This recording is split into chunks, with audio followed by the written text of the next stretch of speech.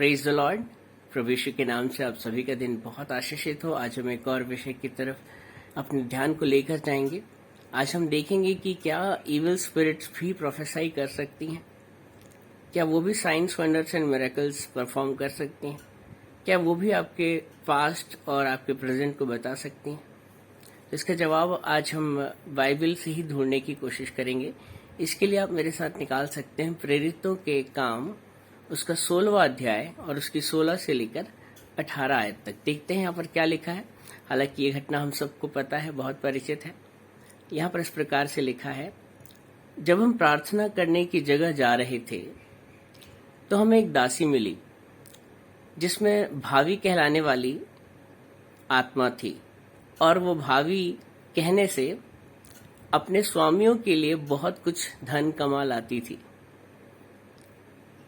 वह पौलुस के और हमारे पीछे आकर चिल्लाने लगी कि ये मनुष्य परम प्रधान परमेश्वर के दास हैं, जो हमें उद्धार के मार्ग की कथा सुनाते हैं। पर उसके बार बार ये कहने से पौलुस बहुत दुखित हुआ और उसने पीछे मुड़कर उसे कहा कि ऐ दुष्ट आत्मा, मैं तुझे यीशु मसीह के नाम से आज्ञा देता हूं, उसमें से निकल जा। और वह उसी घड़ी निकल गई। यहाँ पर बहुत अच्छा कार्य करते हुए दिख रही है वो इविल स्पिरिट।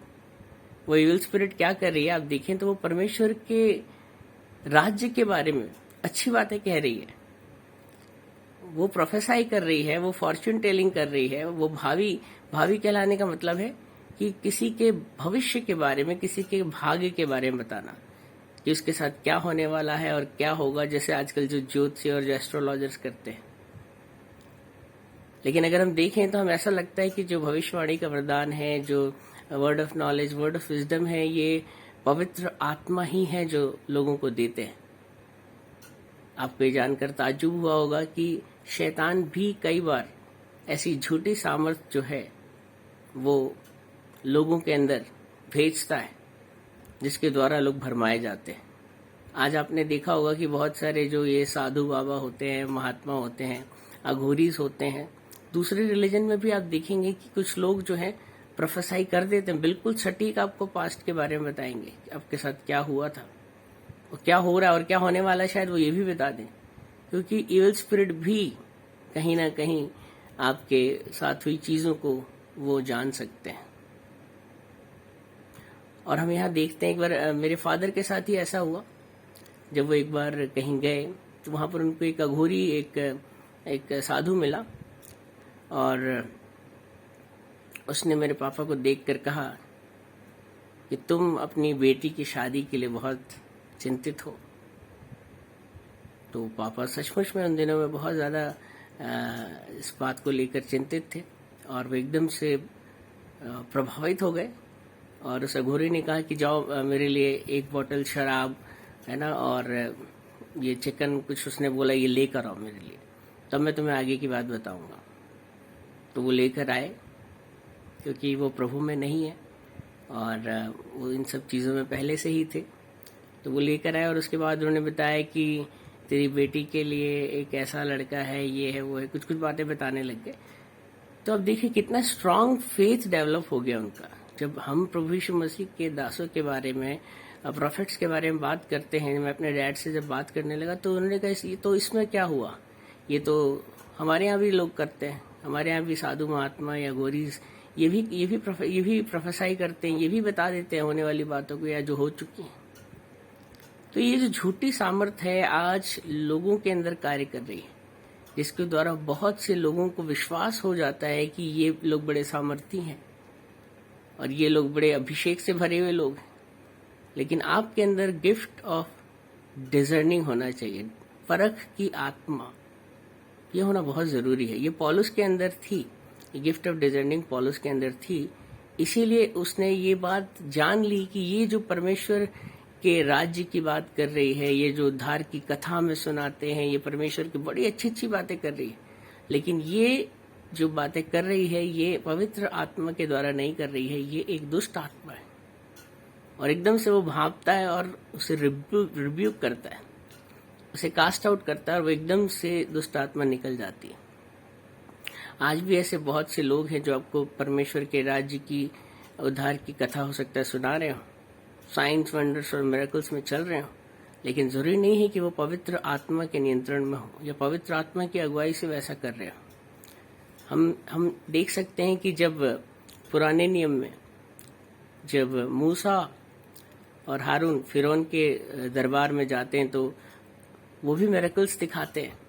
वो जब छड़ी को फेंकते हैं तो वो छड़ी सांप बन जाती है, और आपने और भी कई चीजें देखी। तो शुरू के कुछ मिरेकल्स तो मिस्र के जो मैजिशियन थे वो भी करने लग गए थे। शुरुआत के 2-3 मिरेकल डिट्टो वैसे ही कर रहे हैं जैसे मूसा कर रहा था परमेश्वर के सामर्थ्य, वैसे वो भी करते चले गए।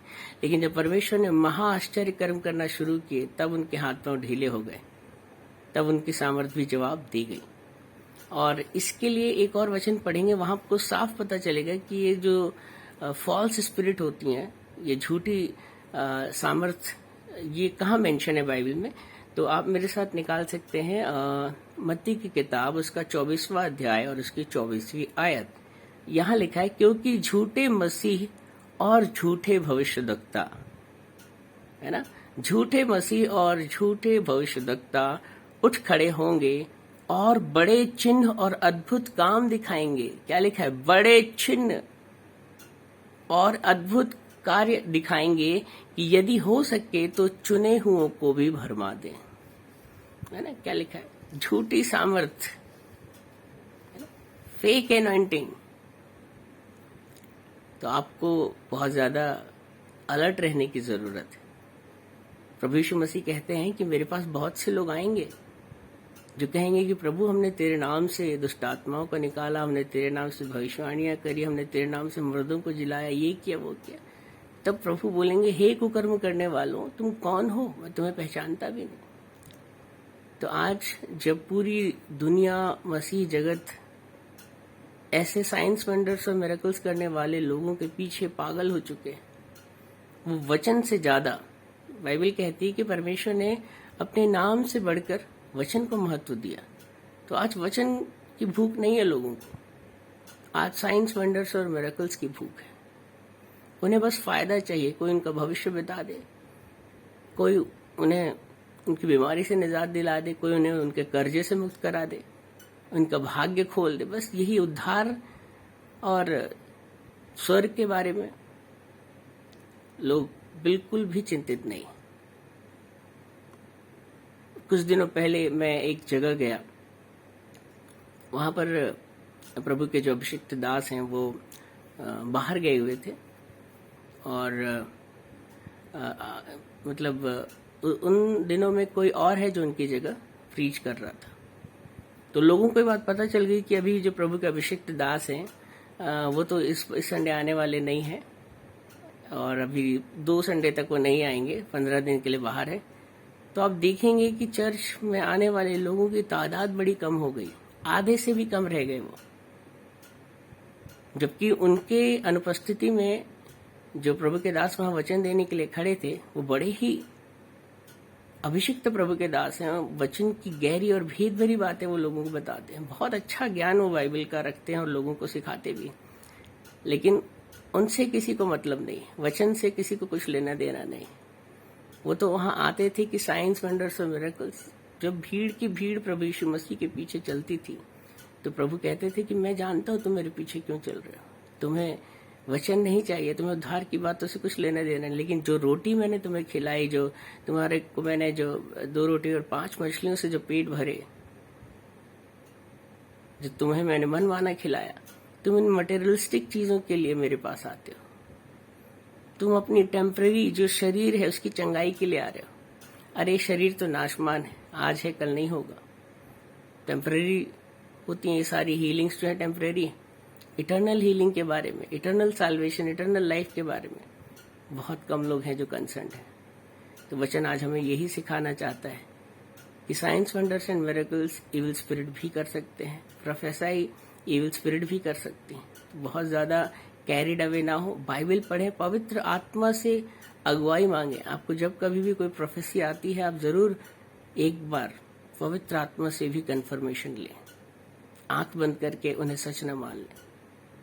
इस वचन के द्वारा आप आशीषित हुए हैं, मैं ऐसी आशा करता हूँ। आप इन वचनों को सुने और शेयर करें। आपने अभी तक अगर इस चैनल को सब्सक्राइब नहीं किया, आप इस चैनल पर नए हैं तो आप इसे ज़रूर सब्सक्राइब करें ताकि आगे आने वाले वचन भी आपको समय पर मिलते रहें। सबको जय मसीह की। Have a nice day in Jesus name. Amen. Bye bye.